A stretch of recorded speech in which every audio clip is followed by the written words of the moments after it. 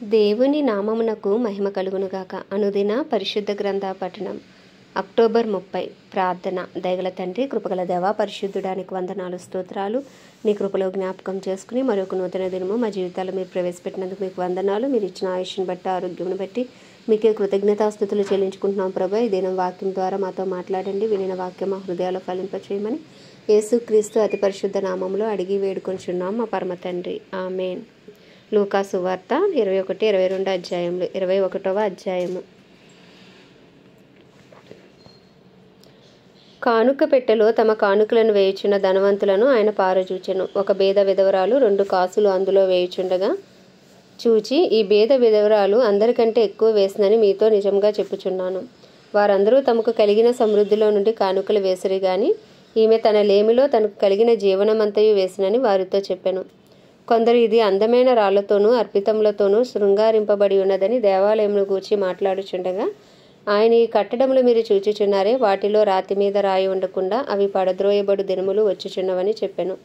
అప్పుడు వారు, బోధకుడా, అలాగైతే ఇవి ఎప్పుడు జరుగును? ఇవి జరగబోవునని సూచన ఏమని ఆయన అడుగగా ఆయన, మీరు మోసపోకుండా చూచుకొనుడి. అనేకులు నా పేరట వచ్చి నేనే ఆయనననియు కాలము సమీపించిననియు చెప్పుదురు. మీరు వారి వెంబడి పోకుడి. మీరు యుద్ధములను కూర్చి కలహములను కూర్చి వినినప్పుడు జడియకుడి. ఇవి మొదట జరగవలసి ఉన్నవి కానీ అంతము వెంటనే రాదని చెప్పెను. మరియు ఆయన వారితో ఇట్లనెను, జనము మీదకి జనమును, రాజ్యం మీదకి రాజ్యమును లేచును. అక్కడక్కడ గొప్ప భూకంపములు కలుగును, తెగుళ్ళును కరువులను తటస్థించును. ఆకాశము నుండి మహాభయోత్పాతములను గొప్ప సూచనలను పుట్టును. ఇవన్నీ జరగక మునుపు వారు మిమ్మును బలాత్కారంగా పట్టి నా నామం నిమిత్తము మిమ్మును రాజుల యొద్దకును అధిపతుల యొద్దకును తీసుకుని పోయి సమాజ మందిరములకును చెరసాలకును అప్పగించి హింసింతురు. ఇది సాక్షార్థమై మీకు సంభవించును. కాబట్టి మేమేమి సమాధానము చెప్పుదమా అని ముందుగా చింతింపకుందమని మీ మనసులో నిశ్చయించుకొనుడి. మీ విరోధులందరూ ఎదురాడుటకును కాదనుటకును వీలు కాని వాక్కును జ్ఞానమును నేను మీకు అనుగ్రహింతును. తల్లిదండ్రుల చేతను, సహోదరుల చేతను, బంధువుల చేతను, స్నేహితుల చేతను మీరు అప్పగింపబడుదురు. వారు మీలో కొందరిని చంపింతురు. నా నామము నిమిత్తము మీరు మనుషులందరి చేత ద్వేషింపబడుదురు. కానీ మీ తల వెంట్రుకలలో ఒకటైనను నశింపదు. మీరు మీ ఓర్పు చేత మీ ప్రాణములను దక్కించుకొందురు. యెరూషలేము దండ్ల చేత చుట్టబడుట మీరు చూచుచున్నప్పుడు దాని నాశనము సమీపమై ఉన్నదని తెలుసుకొనుడి. అప్పుడు యోదయలో ఉండువారు కొండలకు పారిపోవలను, దాని మధ్య నుండి వారు వెలుపలికి పోవలను. పల్లెటూళ్ళలోని వారు దానిలో ప్రవేశింపకూడదు. లేఖనములలో వ్రాయబడినవన్నీ నెరవేరుటకై అవి ప్రతిదండన దినములు. ఆ దినములలో గర్భిణీలకును పాలిచ్చు వారికి శ్రమ, భూమి మీద మిక్కిలి ఇబ్బందియు ఈ ప్రజల మీద కోపమును వచ్చును. వారు కత్తివాత కూడుదురు. చెరపట్టబడిన వారే సమస్తమైన అన్యజనుల మధ్యకు పోవుదురు. అన్యజనులు కాలములు సంపూర్ణమగు వరకు యెరూషలేము అన్యజనముల చేత త్రొక్కబడును.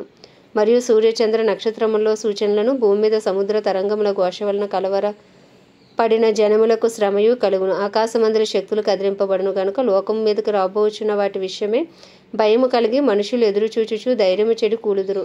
అప్పుడు మనుష్య కుమారుడు ప్రభావముతోనూ మహామహిమతోనూ మేఘారూఢుడై వచ్చుట చూతురు.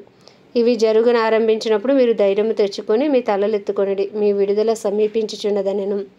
మరియు ఆయన వారితో ఉపమానం చెప్పెను. అంజూరపు వృక్షమును సమస్త వృక్షములను చూడుడి, అవి చిగురించుట చూచి వసంతకాలం అప్పుడే సమీపమైనని మీరు అంతటా మీరు తెలుసుకొందురు కదా. అటువలే మీరు ఈ సంగతులు జరుగుట చూచినప్పుడు దేవుని రాజ్యము సమీపమైనని తెలుసుకొనిడి.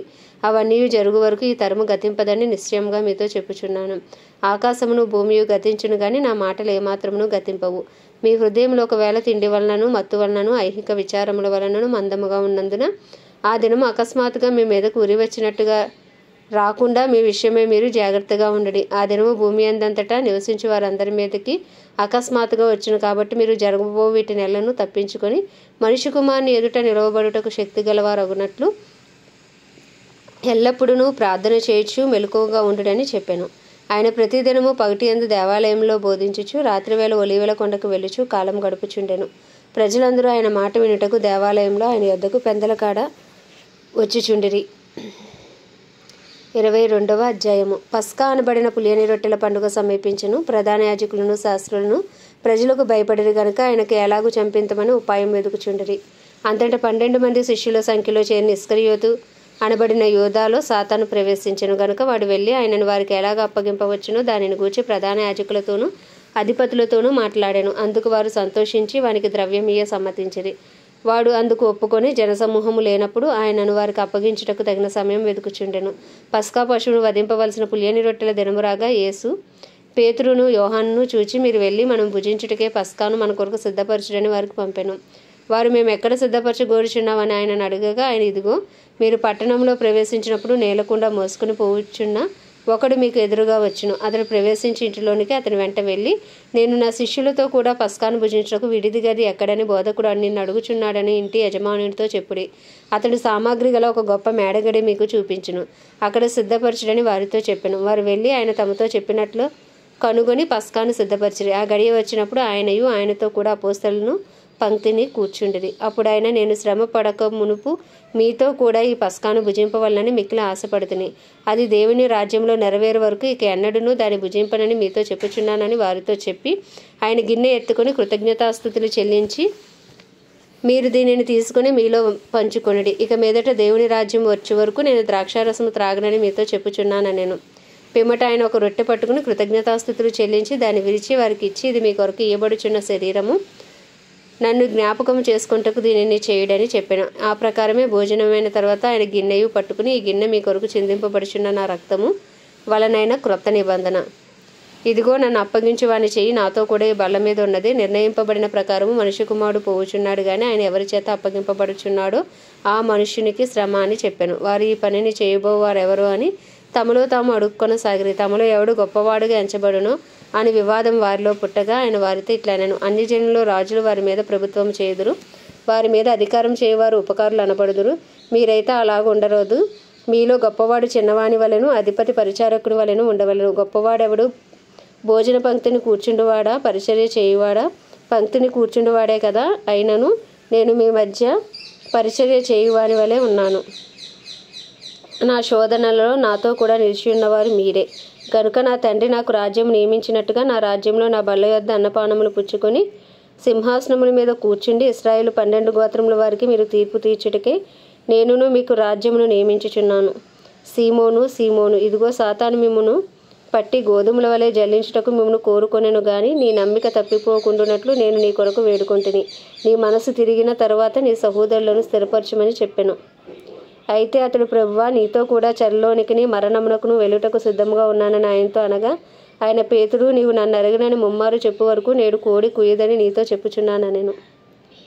మరియు ఆయన, సంచియు జాలియు చెప్పులను లేకుండా నేను మిమ్మల్ని పంపినప్పుడు మీకు ఏమైనా తక్కువ అయినా అని వారిని అడిగినప్పుడు వారు ఏమీ తక్కువ కాలేదనరి. అందుకని, ఇప్పుడైతే సంచి గలవాడు సంచియు జాలియు తీసుకుని పోవలను, కత్తి లేనివాడు తన బట్ట నమ్మి కత్తి కొనుక్కొనవలెను. ఆయన అక్రమకారులలో ఒకడిగా ఎంచబడెను అని వ్రాయబడిన మాట నా యందు నెరవేరవలసి ఉన్నది. ఏలయనగా నన్ను గూర్చిన సంగతి సమాప్తమవుచున్నదని మీతో చెప్పుచున్నాను నేను. వారు, ప్రభువా, ఇదిగో, ఇక్కడ 2 కత్తులున్నవనగా చాలునని ఆయన వారితో చెప్పెను.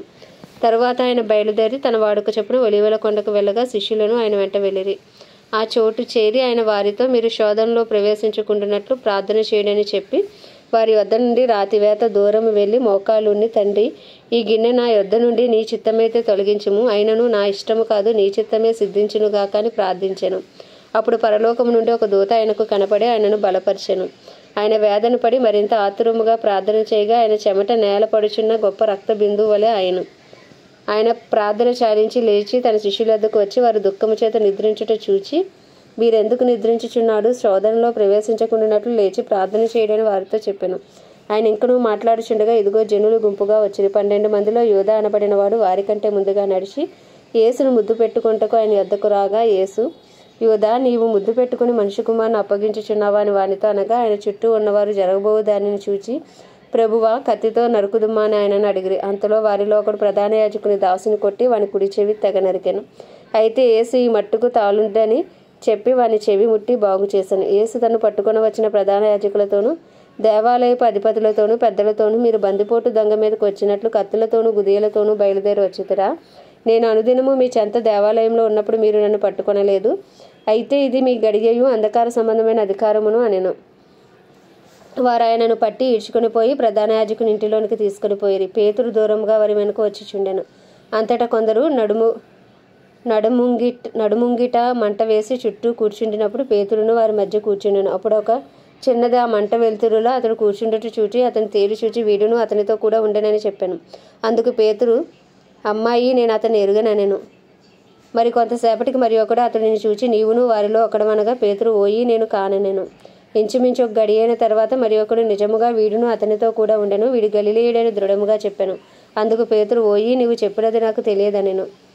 అతడు ఇంకనూ మాట్లాడుచుండగా వెంటనే కోడి కూసెను. అప్పుడు ప్రభువు తిరిగి పేతురు వైపు చూచెను గనుక, పేతురు, నేడు కోడి కూయక మునుపు నీవు ముమ్మారు నన్ను ఎరుగో అందువని ప్రభువు తనతో చెప్పిన మాట జ్ఞాపకం చేసుకుని వెలుపలికి పోయి సంతాపపడి ఏడ్చెను. యేసును పట్టుకొనిన మనుష్యులు ఆయనను అపహసించి కొట్టి ఆయన ముఖము కప్పి, నిన్ను కొట్టినవాడెవడో ప్రవచింపమని ఆయనను అడిగి, ఆయనకు విరోధముగా ఇంకా అనేక దూషణ వచనములు ఆడిరి. ఉదయం కాగానే ప్రజల పెద్దలను, ప్రధాన యాజకులను, శాస్త్రులను సభ కూడి ఆయనను తమ మహాసభలోనికి తీసుకొని పోయి, నీవు క్రీస్తువైతే మాతో చెప్పుమని. అందుకైనా, నేను మీతో చెప్పిన ఎడల మీరు నమ్మరు, అదిగాక నేను మిమ్మల్ని అడిగిన ఎడల మీరు నాకు ఉత్తరము చెప్పరు.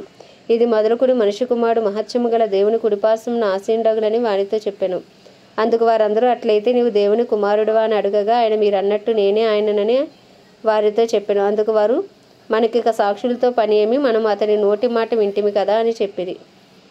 ఆమె దేవుడి పరిశుద్ధ వాక్యం మన వినికిడిలో దీవించును గాక. ప్రార్థన.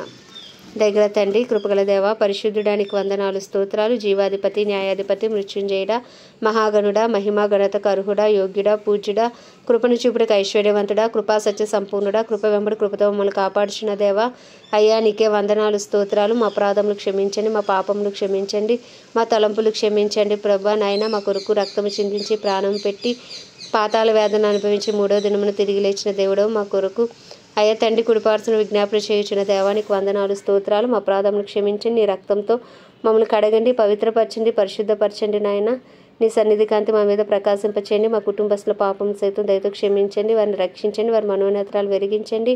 మా బంధువులు, మా స్నేహితులు, మా ఇరుగు పొరుగు అందరి కొరకు ప్రార్థిస్తున్నాం ప్రభా. అందరికీ నీ కృప కలుగునుగాక, రక్షణార్థమైన నీ కృప దిగి వచ్చునుగాక.